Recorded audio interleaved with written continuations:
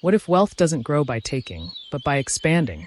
What if matter itself is not the origin, but a consequence of consciousness? Today, old Billy meets modern physics, and a forgotten truth quietly returns. Life does not grow through destruction, it grows through light.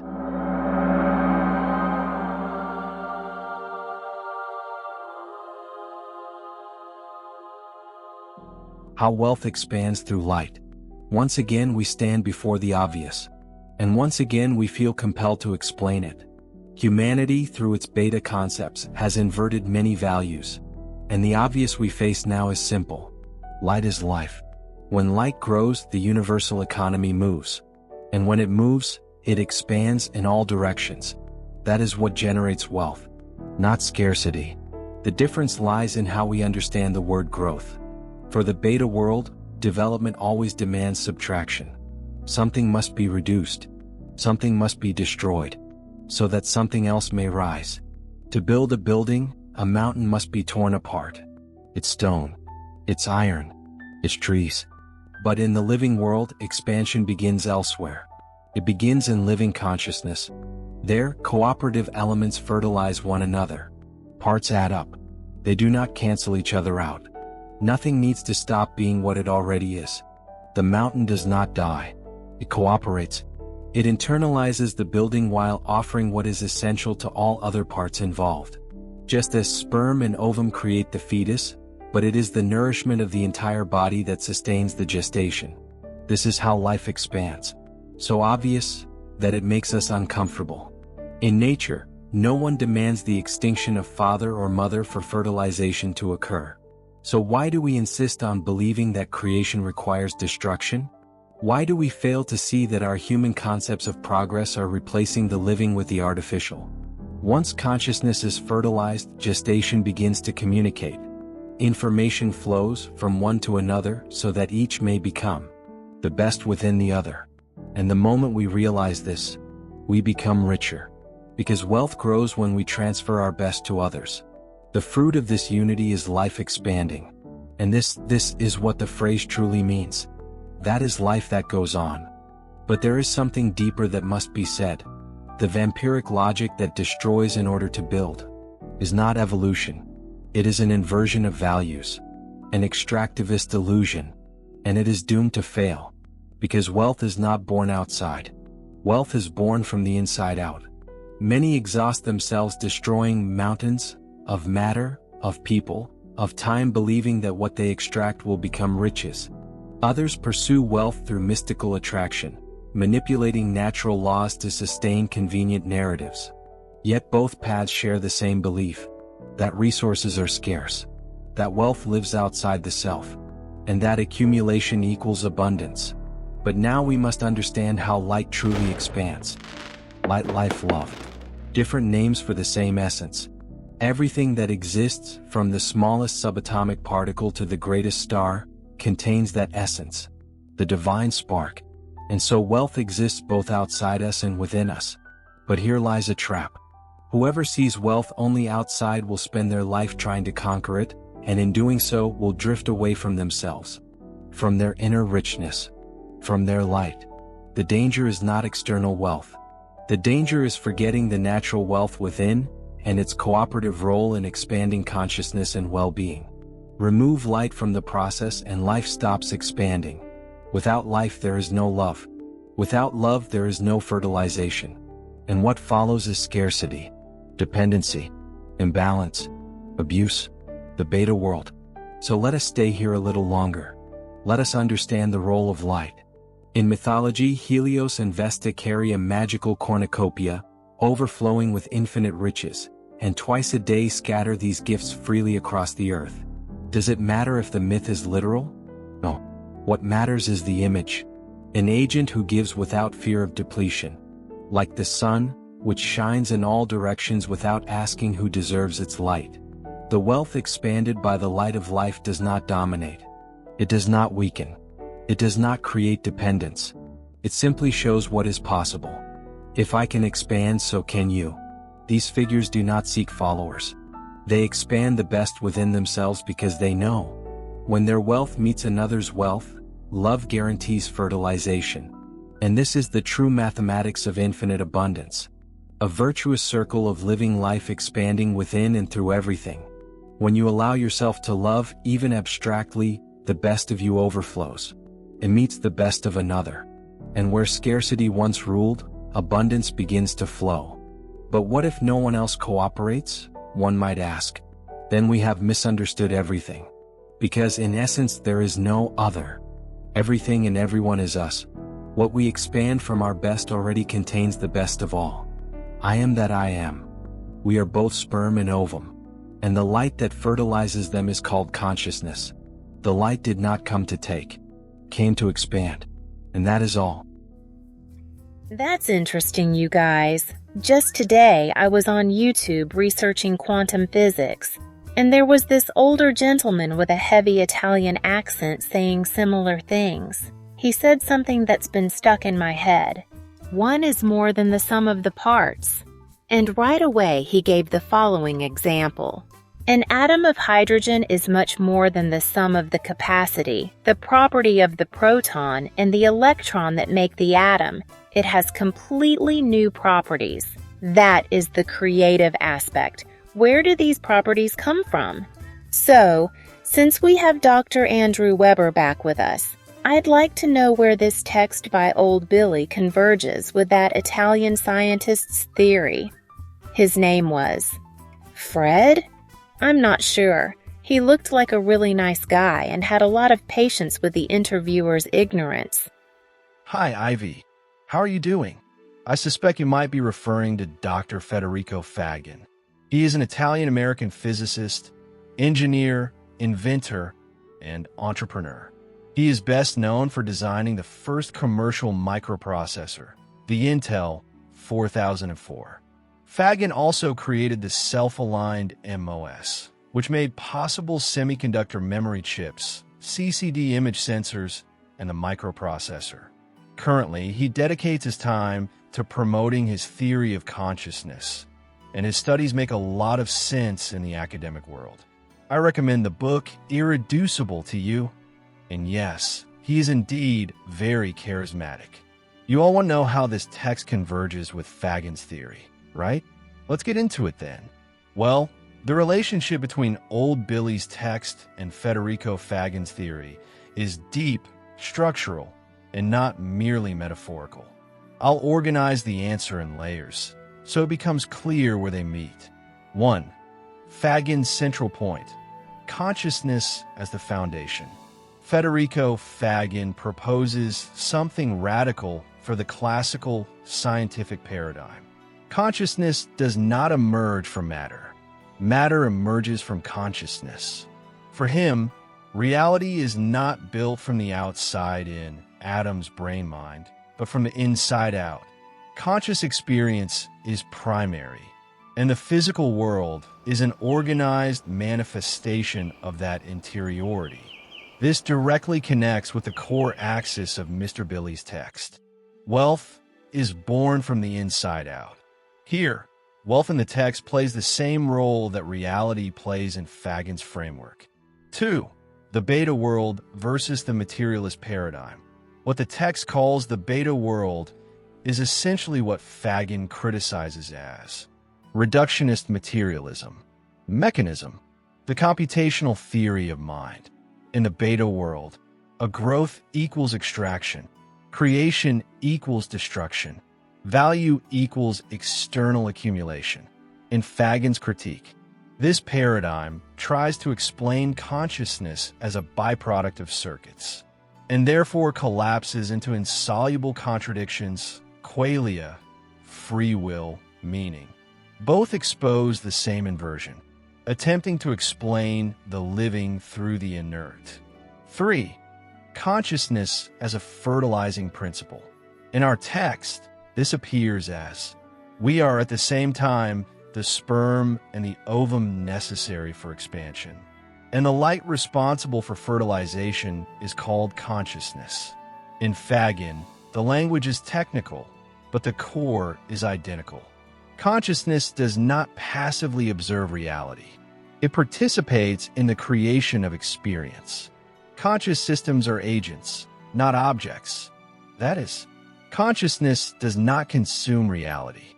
Consciousness generates, organizes, and expands reality. The light in our text equals active consciousness in Faggin's theory. 4. Cooperation instead of competition. Another key, convergence. In the text, expansion happens through cooperation. Parts do not need to be eliminated for the whole to grow. Fertilization, not conquest. In Faggin, fundamental reality is not composed of isolated things, but of interconnected fields of consciousness. Identity is not absolute separation, but relationship. This dismantles the idea of ontological scarcity, competition as the engine of existence. Abundance does not come from stealing energy from others, but from resonance between consciousnesses. 5. The critique of attraction and spiritual extractivism. Old Billy does something very subtle in the text. Partner, that resonates strongly with Faggin. Old Billy criticized both material extractivism and spiritual extractivism disguised as the law of attraction. Faggin also warns against this, using quantum or spiritual language without changing the inner paradigm is merely swapping narratives while preserving the same logic of control. Without transformation of consciousness, there is no true creation, only rearrangement. 6. The other does not exist in unitary consciousness. When the text says, in essence, the other does not exist, it directly echoes Faggin's view. Each consciousness is unique, yet all participate in a unitary field. Separation is functional, not absolute. Therefore, giving the best of oneself does not impoverish, because there is no real loss within unity. This is the ontological basis of true abundance. 7. Clear and direct conclusion. If I had to summarize the relationship in one sentence, it would be, Old Billy's text is the poetic, ethical, and existential translation of the ontology of consciousness proposed by Federico Faggin. Faggin offers the philosophical, scientific structure. Old Billy's text offers lived experience, imagery, human impact. Both say, through different paths, the same thing. Life does not grow through subtraction. It grows through the expansion of consciousness. However, Old Billy surpasses Dr. Federico Faggin's theory in two aspects, in the ethical field and in the pedagogical field. Would you like to know more? Certainly, Dr. Andrew. We are silent, but very curious. Please, the floor is all yours. Hello, my dear John. Your curiosity is exactly the right place for this conversation, because here we are not talking about disagreement with Faggin, but about a crossing of domains. I'll show clearly what I meant. I'll organize this into 3 levels: ontological, ethical, and pedagogical. Faggin is extraordinarily strong in the first. Old Billy moves through all 3. 1, where Faggin stops and where Old Billy begins. Federico Faggin.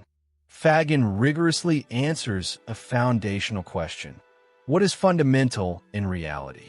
And his answer is, consciousness is primary. Matter is derivative. Conscious systems are agents. The universe is not a blind machine. This is revolutionary within the scientific, philosophical field. But Faggin deliberately avoids another question. And now that we know this, how should we live?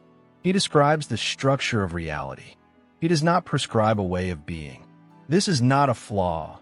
It is an epistemological choice. Old Billy, Mr. Billy starts from the same ontological ground, but he does not stop there.